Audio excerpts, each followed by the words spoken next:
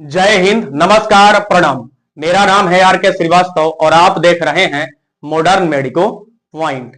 Nutrition के series को आगे बढ़ाते हैं, उसमें भी फैट के सीरीज को आगे बढ़ाते हैं। और पिछला वीडियो जो सोर्सेस ऑफ फैट पे था, यानी फैट के क्या सोर्स हैं, एनिमल फैट क्या है, प्लांट फैट्स क्या होते हैं, ट्रांस फैट्स क्या है, इसको हम पिछले वीडियो में जान लिए हैं।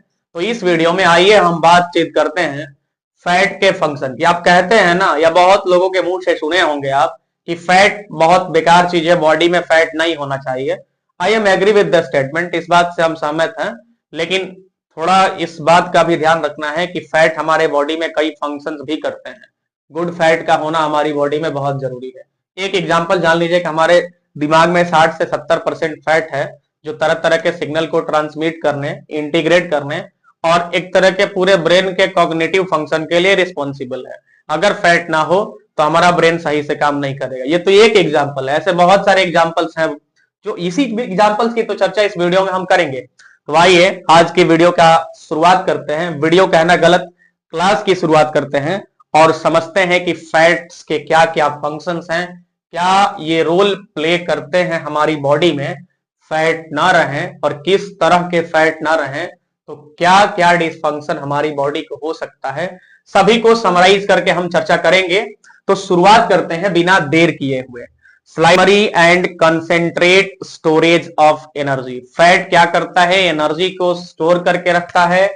और जब कभी भी हमारी आपकी यानी किसी ऑर्गेनिज्म के बॉडी में एनर्जी का प्रोडक्शन नहीं हो रहा होता है तो उस समय ये एनर्जी प्रोवाइड कराने का काम करता है। यानी ऐसा भी कभी कभी होता है ना कि हम खाना नहीं खाएं, 3-4-5 घंटों से खाना नहीं खाएं, तो ऐसा थोड़ी होता है कि हम चलना फिरना बंद कर देते हैं या अपना डेली का काम नहीं करते हैं। कर रहे होते हैं, मतलब उस समय एनर्जी मिल रही होती है ना, लेकिन एनर्जी का प्रोडक्शन तो उस समय नहीं हो रहा होता है क्योंकि हमने कोई ग्लूकोज खाया ही नहीं था। फिर भी एनर्जी हमें मिलती है, तो वो एनर्जी मिलती है इन्हीं स्टोरेज फैट से, यानी फैट जो एनर्जी स्टोर करके रखा होता है उसी से एनर्जी मिलती है। तो सबसे पहले देखिए ये क्या है, primary and concentrate storage of energy है। देखिए यहां पर लिखा गया है primary and concentrate storage of energy. ठीक है, 1 ग्राम फैट में 9 किलो कैलोरी की एनर्जी होती है। वहीं अगर 1 ग्राम प्रोटीन की आप बात कीजिए बात 1 ग्राम प्रोटीन की, तो 1 ग्राम प्रोटीन में मेरे भाई पता है आपको 4 किलो कैलोरी की एनर्जी मिलती है। और ठीक इतना ही एनर्जी मिलता है 1 ग्राम कार्ब्स में, 1 ग्राम कार्बोहाइड्रेट्स में, शॉर्टकट में लिख रहे हैं कार्ब्स, इतनी ही एनर्जी मिलती है।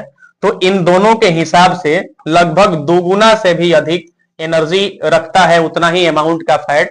तो इस तरह से कह सकते हैं हम ये एनर्जी का कंसेंट्रेट और प्राइमरी सोर्स भी, सोर्स माफ कीजिएगा, स्टोरेज है बोल सकते हैं। ठीक है ना। अब दूसरा, सेल मेम्ब्रेन के इंटेग्रिटी में, जैसा देखिए इसमें लिखा गया है cell membrane, structural role in cell membrane. Cell membrane के स्ट्रक्चर में, यानी सेल मेम्ब्रेन को स्ट्रक्चर देने में क्या रोल प्ले करता है, तो देखिए सेल मेम्ब्रेन इंटेग्रिटी। अब सेल मेम्ब्रेन इंटेग्रिटी यहां पर क्यों लिखा गया है और what does actually fat do in the integrity and providing the structure of cell membrane, let's discuss the point। करता क्या है ये देखिए, ये कोई सेल है ना, तो सेल के ऊपर जो सेल मेम्ब्रेन होता है, इस सेल मेम्ब्रेन के ऊपर भाई ये बाई लेयर यानी डबल लेयर बनाने का काम करता है। बाई फॉस्फोलिपिड का एक लेयर होता है। और बाई फॉस्फोलिपिड क्या है? बाई फॉस्फोलिपिड एक फैट ही तो है। तो बाई लेयर का मतलब दुगुना नहीं, माफ कीजिएगा, दोहरे परत का लेयर बनाते हैं। बाई लेयर ऑफ फॉस्फोलिपिड, सीधे सीधे लिखिए, है ना, फॉस्फोलिपिड का बाई लेयर यानी दोहरी परत का लेयर बनाता है, जिससे होता क्या है, सेल मेम्ब्रेन का स्ट्रक्चर मेंटेन रहता है। और सेल के अंदर जितने सारे ऑर्गेनेल है, जैसे mitochondria, ribosome, lysosome, whatever the organelle are, तो वो ठीक ठाक जगह पे फिक्स रहते हैं। तो यही लिखा गया है सेल मेम्ब्रेन इंटेग्रिटी। ठीक है, और बाई फॉस्फोलिपिड क्या है? एक तरह का फैट ही तो है। तो फैट क्या करता है, ध्यान रखना है, ये सेल मेम्ब्रेन के स्ट्रक्चर को इंटीग्रेट करता है, मेंटेन करके रखता है। दूसरा, सेल मेम्ब्रेन के अंदर सिग्नल प्रोड्यूस और ट्रांसमिट करने का काम भी ये फैट ही करता है, और फैट में भी यही फॉस्फोलिपिड करता है। कैसे, देखिए, ये जो बाईफॉस्फोलिपिड का लेयर है ना, ये क्या करता है, it actually creates a specialised region. मतलब ये एक स्पेशलाइज्ड रीजन क्रिएट करता है जहां पे होते हैं रिसेप्टर्स, और ये रिसेप्टर्स एसोसिएट होते हैं, जुड़े होते हैं प्रोटीन्स के साथ। किसके साथ, प्रोटीन्स के साथ। और ये प्रोटीन्स हार्मोन्स के साथ, और बॉडी में और भी कई तरह से सिग्नल ट्रांसमिट करने का काम करते हैं। हार्मोन्स के रिस्पॉन्स में ये प्रोटीन, इम्यूनिटी सिस्टम के रिस्पॉन्स में ये प्रोटीन, और भी कई तरह से ये प्रोटीन क्या करते हैं, सिग्नल ट्रांसमिट करने का काम करते हैं। शॉर्टकट में सिग्नल ट्रांसमिटिंग का मैकेनिज्म हम आपको बताए हैं, एक लाइन में याद रखिए, ये सेल कम्युनिकेशन में और सिग्नलिंग में अहम रोल प्ले करते हैं। अब इनका अपना एक मैकेनिज्म है, अब एक लाइन में कैसे करते हैं वो तो नहीं बता सकते, लेकिन फिर भी थोड़ा बहुत आपको बता दिए कि एक स्पेशलाइज्ड रीजन क्रिएट होता है, स्पेस क्रिएट होता है, जहां पे होते हैं रिसेप्टर्स। ये रिसेप्टर्स जुड़े होते हैं प्रोटीन के साथ, प्रोटीन्स, हार्मोन्स और बॉडी में और भी कई तरह के दूसरे प्रोटीन्स के साथ एक तरह से क्या होते हैं, एसोसिएट होते हैं, उसके उनके रिस्पॉन्स में काम करते हैं, और सिग्नल का आना जाना होते रहता है। ये बहुत शॉर्ट ब्रीफ है किसके बारे में, सेल कम्युनिकेशन के बारे में। सीधे सीधे एक लाइन में आपको याद रखना है कि फॉस्फोलिपिड, जो कि एक तरह का फैट है, वो क्या करता है, वो सेल मेम्ब्रेन को स्ट्रक्चर भी देता है, और सेल मेम्ब्रेन के अंदर सीधे सीधे कहिएगा कि सेल के कम्युनिकेशन में और ट्रांसमिटिंग सिग्नल, यानी सिग्नल ट्रांसमिट करने में अहम रोल प्ले करता है। तो समझे ना आप, कितना बड़ा फंक्शन है, कितना क्रूशियल फंक्शन है फैट का।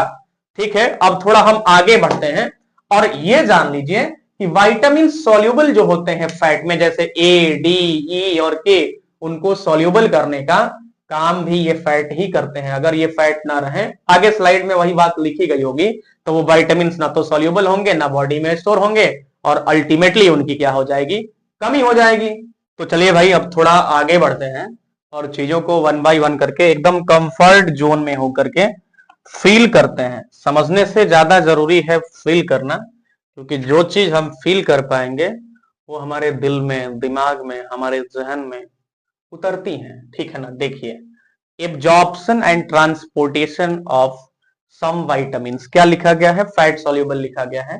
एग्जाम्पल के लिए, जो ए, डी, ई और के, ये जो विटामिन्स हैं, ये फैट सॉल्युबल विटामिन्स हैं। क्या है, फैट सॉल्युबल विटामिन्स हैं। अब बात बताइए कि अगर फैट ना रहेगा तो ये सॉल्युबल किस चीज में होंगे, नहीं हो सकते ना। तो ये फैट सॉल्युबल विटामिन्स हैं, इसका मतलब ये है कि फैट ही इनको सॉल्युबल करके रखता है और ट्रांसपोर्ट भी करता है, जब जहां इनकी जरूरत होती है वहां पर भेजता भी है। तो अब एक बात बताइए, अगर ये फैट ना रहेंगे तो ये सॉल्युबल होंगे, एक ही चीज दो दो बार दोहरा दिए, नहीं हो सकते ना।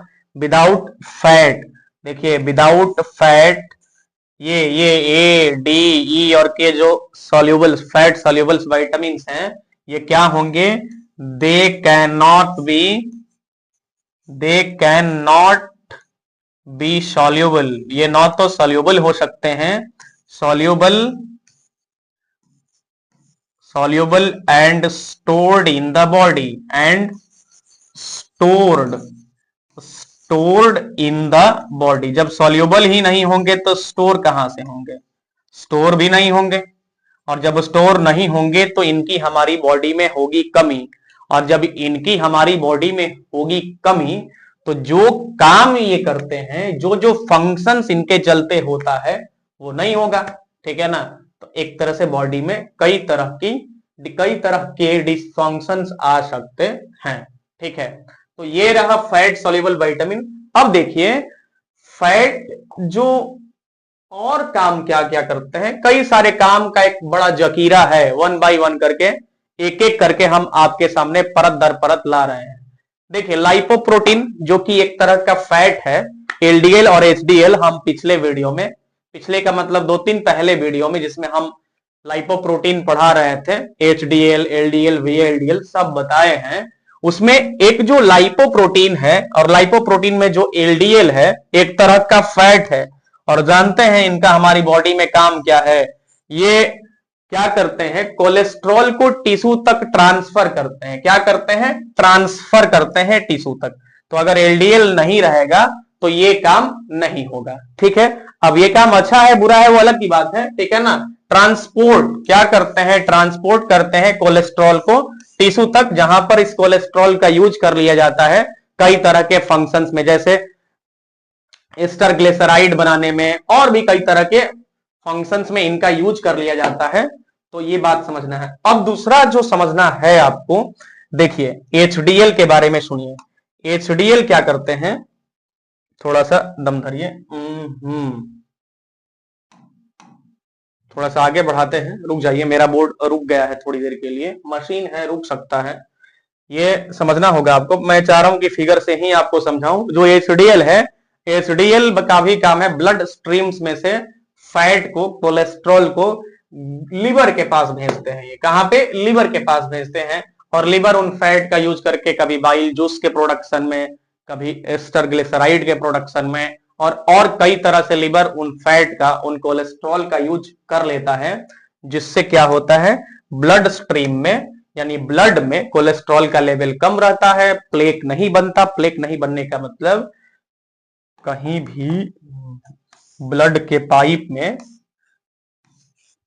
लेयर नहीं बनता है, जमता नहीं है ये इस तरह से, और खून के प्रवाह में कोई अवरोध उत्पन्न नहीं होता। ये बात हम हालांकि बता चुके हैं, ठीक है ना, और कार्डियक डिजीज वगैरह नहीं होती है। तो अब देखिए, हाँ एचडीएल क्या करता है, एक्सेस कोलेस्ट्रॉल को क्या करता है, टिश्यू से, ब्लड स्ट्रीम वगैरह से क्या करता है, रिमूव करता है। रिमूव कैसे करता है, इनका यूज ये लिवर के पास भेज देते हैं, ठीक है ना। एक्सेस कोलेस्ट्रॉल फ्रॉम टिश्यू भेज देता है इसको लिवर के पास, और ये लिवर क्या करता है, इस कोलेस्ट्रॉल का अच्छे कामों में यूज कर लेता है। बाइल जूस के बनाने में यूज कर लेता है, ग्लिसराइड बनाने में, एस्टर ग्लिसराइड बनाने में यूज कर लेता है, और भी कई तरह से यूज कर लेता है। अब देखिए, फैट और भी कई सारा काम करता है, जिसमें एक इंपॉर्टेंट काम ये भी है कि ये इंसुलेशन बनाने का काम, लेयर बनाने का काम करता है। कहा, जो एडिपोज टिश्यू है ना, एडिपोज टिश्यू क्या करते हैं, ठीक स्किन के नीचे, ठीक है ना, स्किन के नीचे एडिपोज टिश्यू होता है, वो एक तरह का फैट ही तो है। वो क्या करता है, बॉडी के टेम्परेचर को मेंटेन करने में, बाहर के टेम्परेचर को अंदर भी जाने नहीं देता, और अंदर के टेम्परेचर को बाहर भी आने नहीं देता, और इस तरह से टेम्परेचर रेसिस्टेंट का काम करता है, और बॉडी का टेम्परेचर क्या रहता है, इससे मेंटेन रहता है। जैसे देखिए, ये ऊपर का एपिथेलियल टिश्यू हो गया स्किन का, ठीक है ना, इस साइड लिख रहे हैं ताकि आपको समझ में आए। देखिए, ये मान लीजिए कि एपिथेलियल टिश्यू हो गया स्किन का, ठीक है ना, स्किन का एपिथेलियल टिश्यू हो गया। ठीक इसके नीचे क्या रहता है, एडिपोज टिश्यू रहता है। कौन सा टिश्यू रहता है, एडिपोज टिश्यू रहता है। एडिपोज यही है जो कि एक तरह का फैट है, एडिपोज टिश्यू रहता है। और ये एडिपोज टिश्यू करता क्या है, अंदर के टेम्परेचर को बाहर नहीं जाने देता, और बाहर के टेम्परेचर को अंदर भी नहीं आने देता। इस तरह से बॉडी का जो रियल एक्चुअल टेम्परेचर है वो मेंटेन रहता है। तो फैट देख रहे हैं ना कितना इंपॉर्टेंट, बड़ा बड़ा, विशाल विशाल, भयंकर भयंकर काम कर रहा है। और प्रोटेक्ट ये वाइटल ऑर्गन, इसको थोड़ा सा हम सुधार लेंगे, वाइटल ऑर्गन बात को समझिएगा। जैसे लीवर हो गया, इसको थोड़ा ऊपर करें क्या, रुक जाइए एक मिनट, चेंज। देखिए, हाँ, वाइटल ऑर्गन जैसे लीवर, किडनी, हार्ट वगैरह को ये प्रोटेक्ट करने का काम करता है। प्रोटेक्ट करने का काम इसलिए करता है क्योंकि ऊपर लेयर बनाया है, तो अगर किसी तरह का शॉक, किसी तरह का जर्क, किसी तरह की चोट अगर शरीर पे लगती भी है, तो फैट उसको एब्जॉर्ब करता है, सीधे ऑर्गन के पास इनको जाने नहीं देता। वही बात देखिए, ये डाइटो ऑर्गन नहीं है, ये वाइटल ऑर्गन समझिए। वाइटल ऑर्गन का मतलब ये कि जो हमारे बॉडी में वाइटल रोल प्ले करने वाले ऑर्गन्स हैं, उनको प्रोटेक्ट करने का काम भी भाई साहब यही करता है। जैसे लिवर, किडनी, हार्ट, है ना, 3-4 का नाम हम लिख रहे हैं, लिवर, किडनी, हार्ट, इन सभी के ऊपर लेयर बना करके क्या करता है, इनको प्रोटेक्ट करने का काम करता है। किसी भी तरह का जर्क, किसी भी तरह का चोट, किसी भी तरह के शॉक को इन पे लगने नहीं देता, इन पे जाने नहीं देता, और इनको एक तरह से डैमेज होने से, मैकेनिकल डैमेज तो कह ही सकते हैं, होने से बचाता है ना। क्या करता है, इनको बचाता है डैमेज होने से, डैमेज होने से, prevents from damage, prevents from damage, इनको डैमेज होने से बचाता है। ठीक बात है। अब हम थोड़ा सा आगे बढ़ते हैं। Hormones, proteins and regulation. देखो भाई, जो स्टेरॉइड्स हॉर्मोन्स है ना, वो फैट सॉल्युबल ही होते हैं, ठीक है ना। स्टेरॉइड्स हॉर्मोन्स क्या हैं, steroids hormones fat soluble biomolecules हैं, ठीक है ना, और फैट में ही सॉल्युबल होते हैं। स्टेरॉइड हार्मोन के एग्जांपल हम आपको बता देते हैं, जैसे सेक्स हार्मोन में हो गया एस्ट्रोजन, प्रोजेस्टेरॉन, टेस्टोस्टेरॉन। थोड़ा सा रुकिएगा, ये WPS का PDF बड़ा दिक्कत करता है, तुरंत रिस्पॉन्स ही नहीं करता, आगे बढ़ता ही नहीं है, हम लोग को वेट कराता है, इंतजार कराता है ये, ठीक है ना। नॉर्मल PDF होता तुरंत आगे बढ़ जाता मेरे ख्याल से। ठीक है, hormones, protection and regulation. Hormones को मतलब एक तरह से कह सकते हैं प्रोटेक्ट करने का, स्टोर करने का काम, और उसके बाद उनको रेगुलेट करने का काम कौन करता है, तो ये फैट ही करता है। कम से कम स्टेरॉइड हार्मोन्स को देखिए, cholesterol is the building block of steroid hormones, ठीक बात है। स्टेरॉइड हार्मोन इन्हीं से ही बनते हैं। एग्जाम्पल आपको पहले ही एक आध बताया, जैसे एग्जाम्पल के लिए सेक्स हार्मोन्स में एस्ट्रोजन हो गया, टेस्टोस्टेरॉन हो गया, और उसके बाद कोर्टिसोल जो कि एक स्टेरॉइड हार्मोन है, माफ कीजिएगा स्ट्रेस हार्मोन है, ठीक है ना। कोर्टिसोल का लेवल बढ़ने से बॉडी में स्ट्रेस बढ़ता है।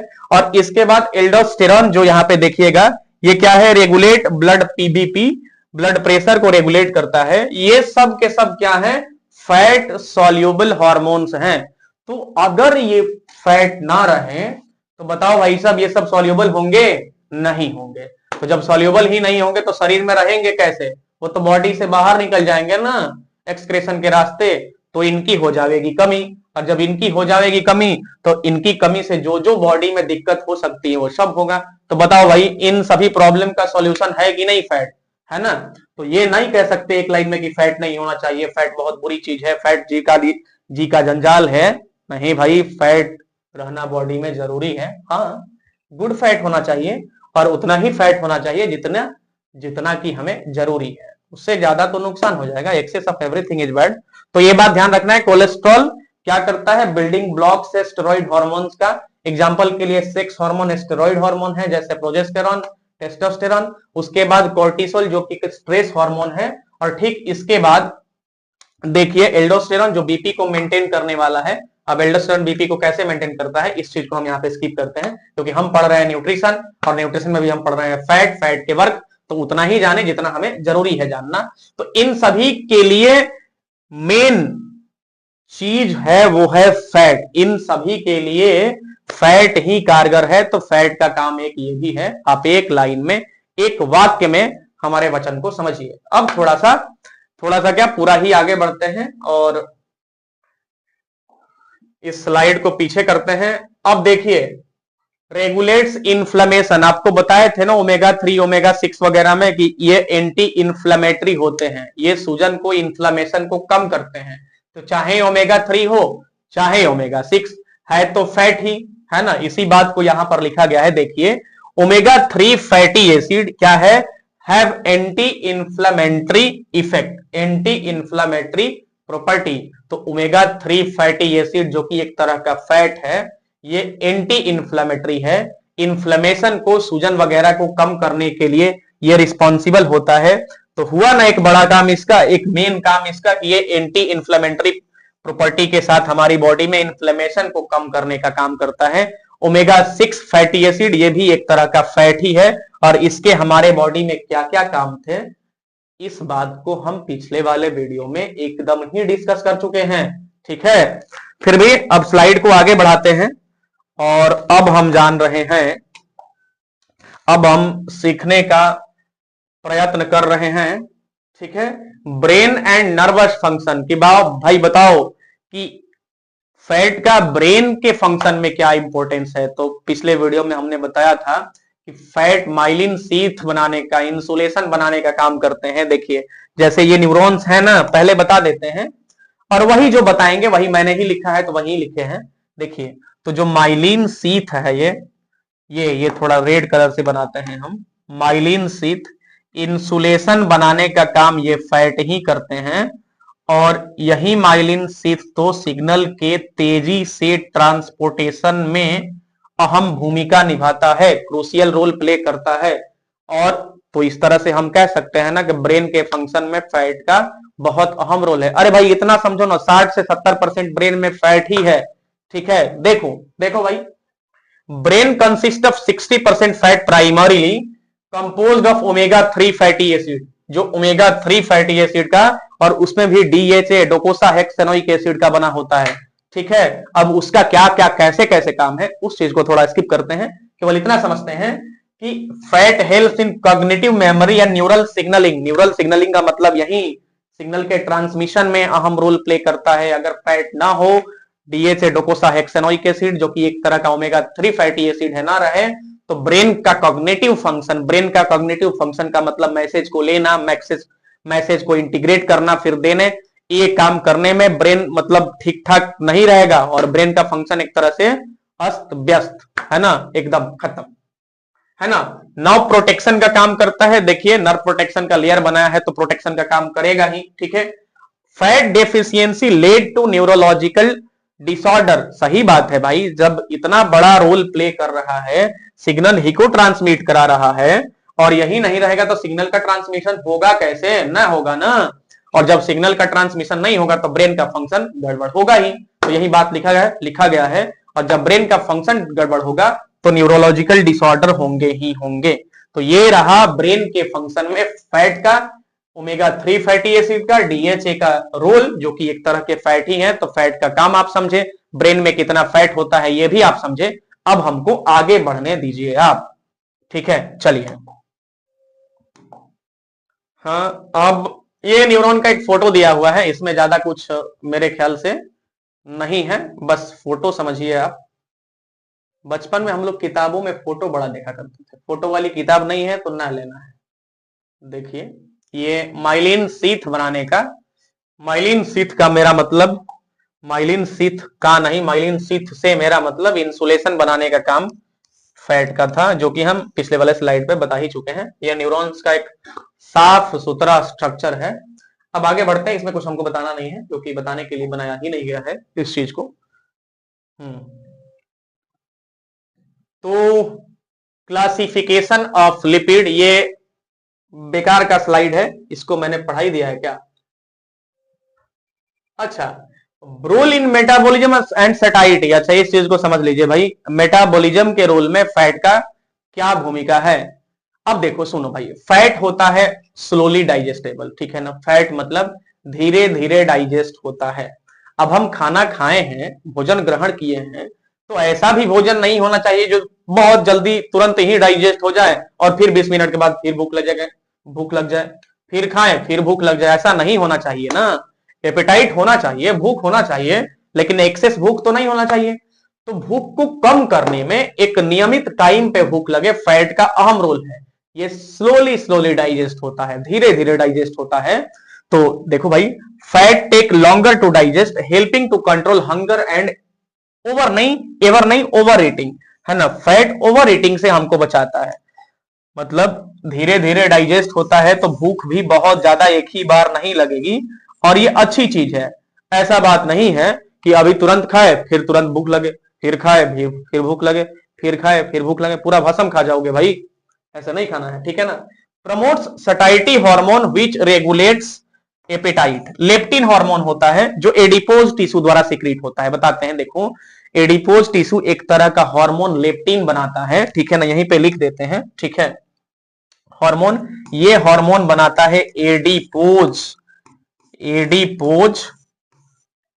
टिश्यू, और एडिपोज टिश्यू में भी क्या भाई, एडिपोज टिश्यू में लेप्टिन बनाता है। जल्दी जल्दी बोलने में ना मात्रा इधर का उधर हो जाता है, लेप्टिन, लेप्टिन बनाता है और ये क्या करता है, एपेटाइट को कम करता है, भूख को कम करता है। थोड़ा बहुत भूख का कम होना भी जरूरी है, कई बार से हम मतलब यही रिपीट कर रहे हैं अभी, ठीक है। Promote satiety hormone which regulates appetite, जो भूख को रेगुलेट करता है।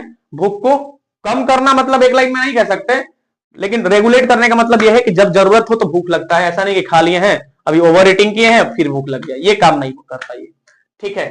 अब balanced blood pressure eating healthy fats with carbohydrate, मतलब ये कि आप अगर हेल्दी फैट लेते हैं जिसमें कार्बोहाइड्रेट का भी मिक्सचर हो, जो कार्बोहाइड्रेट के साथ है, जो क्या करता है, ग्लूकोज को स्लोली स्लोली, ठीक है। ब्लड प्रेशर बोल दिए, अच्छा ब्लड शुगर है, समझिए ब्लड शुगर को कैसे मेंटेन करता है, समझते हैं। देखो, हमने कार्ब्स लिया, कार्ब्स तुरंत पचता है।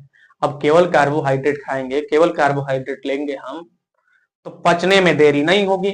अब पचने में देरी नहीं होने का मतलब यह है कि तुरंत तुरंत एनर्जी बनेगी, ग्लूकोज का लेवल हमारी बॉडी में बढ़ेगा। अब उस ग्लूकोज के लेवल को कम करने के लिए बीटा सेल, जो पेनक्रिया के बीटा सेल होते हैं, वो इंसुलिन को क्या करते हैं, बनाते हैं। इंसुलिन स्पाइक्स नहीं होना चाहिए, ऐसा नहीं कि इंसुलिन तुरंत बहुत जल्दी और बहुत ज्यादा मात्रा में बन गया। बहुत जल्दी और बहुत ज्यादा मात्रा में इंसुलिन को बनाने के लिए बीटा सेल को बहुत ज्यादा काम करना पड़ता है, और बीटा सेल अगर बहुत ज्यादा काम करेगा तो बहुत दिन तक जिंदा नहीं रहता है, फिर बीटा सेल मरेगा, इंसुलिन का बनना ही बंद हो जाएगा, है ना। तो हमें ऐसा फूड लेना है जिसमें एनर्जी भी मिले और थोड़ा सा ये स्लोली डाइजेस्टेबल है। स्लोली डाइजेस्टेबल होने का मतलब एनर्जी का प्रोडक्शन धीरे धीरे हो रहा है, एक ही बार ग्लूकोज का लेवल बॉडी में बढ़ नहीं रहा, और जब एक ही बार ग्लूकोज का लेवल बॉडी में नहीं बढ़ेगा ना, तो इंसुलिन स्पाइक्स नहीं होगा, इंसुलिन का लेवल एक ही बार नहीं बढ़ेगा, इंसुलिन धीरे धीरे बनेगा और ब्लड शुगर क्या रहेगा, मेंटेन रहता है। इस पूरी बात को हम डायबिटीज मेलाइटस वाले वीडियो में पूरा डिटेल में बताए हैं, ठीक है ना। देखिए इसी बात को लिखा गया है कि क्या करता है ये, eating healthy fats with carbohydrate, just मैंने अभी वही बात बताया, वही यहां पे लिखा गया है। Slow glucose absorption preventing insulin spikes है, ये स्पाइक्स मतलब इंसुलिन का लेवल एकाएक बढ़ने नहीं देता है, क्योंकि इंसुलिन एकाएक बढ़ेगा तो बीटा सेल को ज्यादा काम करना पड़ेगा, ठीक है। Wound healing and skin health, इस बात को मैंने हम बार बार बोले पिछले वीडियो में, तो आप ये सोच रहे होंगे कि पिछले वीडियो में क्या क्या बताए हो भाई, सब कुछ बताए हैं। देखो ये जो फैट है ना, फैट क्या करता है, fat take longer to digest, ठीक बात है, अभी बताए। Helping to control supports skin barrier function, देखो जो इसेंशियल फैटी एसिड है ना, इसेंशियल फैटी एसिड बताए थे आपको, इसेंशियल फैटी एसिड EFA, ये जो इसेंशियल फैटी एसिड है ये स्किन को हाइड्रेटेड रखता है, स्किन को इलास्टिक रखता है, स्किन को हेल्दी रखता है। अगर इनकी कमी हो जाए, इसेंशियल फैटी एसिड जो कि फैट है, इसकी कमी हो जाए तो क्या देखने को मिलेगा, इसमें हाइपर केरेटोसिस देखने को मिलेगा, है ना। तो इस बात को हम पिछले वीडियो में बताए हैं। हाइपर फ्रेनोडर्मिया देखने को मिलेगा, जिसमें बम्पी स्किन हो जाता है, मेढक like skin, toad like skin, जैसे मेढक के स्किन होते हैं ना फफोलेदार, उस तरह के हो जाते हैं।